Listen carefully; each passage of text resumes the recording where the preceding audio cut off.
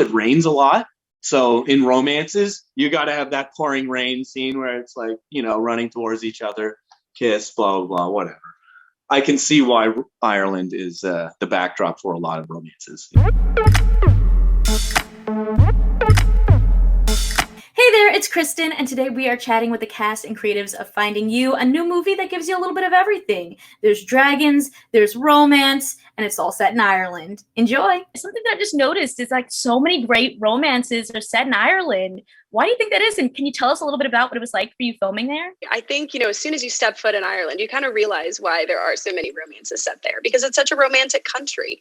And the countryside is so gorgeous, and there's the music is so romantic, and it's just such a magical experience. And I think filming there was both enlightening because I was able to, see a new culture that I'd never been able to experience before. And the Irish people are so hardworking, so much fun, and they know how to separate the fun times from the work times. They're just great. But filming there really gave me an opportunity to kind of explore and go on this adventure with Finlay and Beckett. There are so many romances set in Ireland, and I'm just realizing that as you say that. But it makes sense. As soon as you get off the plane in Ireland, you can feel like a buzz in the air. It's just like almost like magic exists there or something like that, But it's a very musical country, and music is the sound of love almost, or something like that. I don't know. I was trying to think of something cool to say there, but I couldn't think of it. Also, it rains a lot. So in romances, you got to have that pouring rain scene where it's like, running towards each other, kiss, blah, blah, blah, whatever. I can see why Ireland is the backdrop for a lot of romances. Perhaps with the lore and the legends there and whatnot, it has this sense of being magical. And that's what we were hoping to do as a character and as someone traveling there and experiencing it for the first time in Finlay in the movie. As she does that the audience would sense a bit of that magic and wonder and the amazing beauty of going to a new place for the first time, and all the new inputs and experiences and people you meet that make an incredible journey and growing experience for you. So yeah, I'm glad that you got that from it, and I hope that other people get to go experience Ireland. If not, you can watch it on the big screen. That you played the violin in this movie, which I was like, girl, why? It's so talented. So what was that like? Did you know beforehand how to play?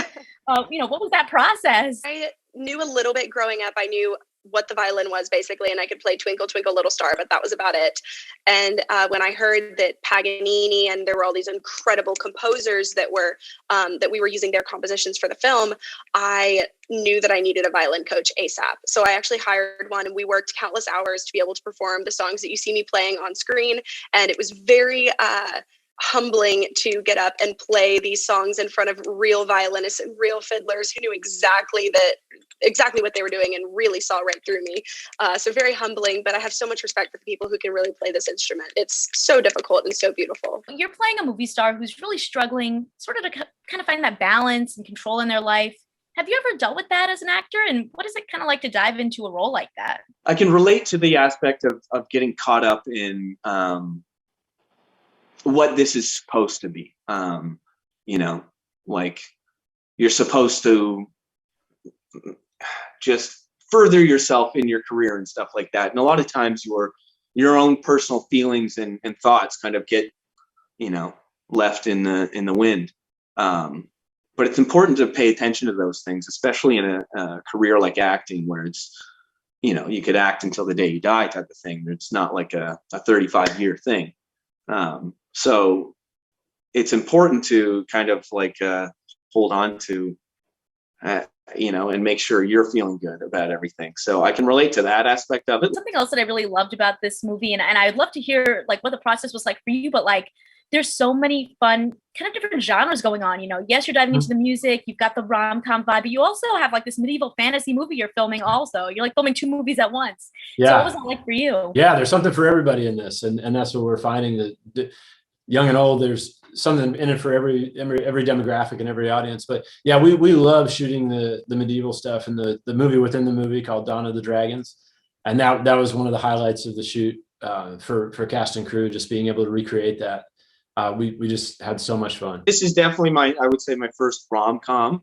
and first time playing like I guess the leading guy. There was so much to do in this film, and as an actor, it was like very fulfilling to do, because you had the romantic aspect of it, the comedic aspect of it, the intense like fantasy aspect of the film within the film. So there was a lot of different. It ticked a lot of boxes for me. Oh my gosh, it was incredible. That's part of why I loved this film so much, and that's part of why I think audiences are going to love it, because it does have a little bit of everything.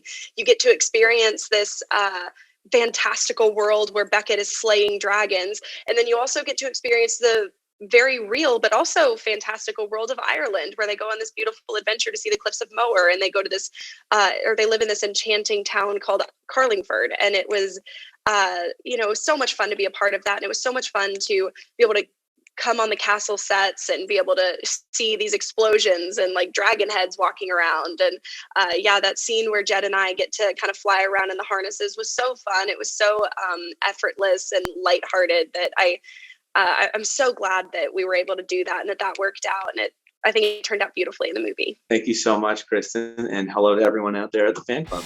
If you like this one, you can check out more of my interviews right over here, and I'll catch you in the next one. See ya.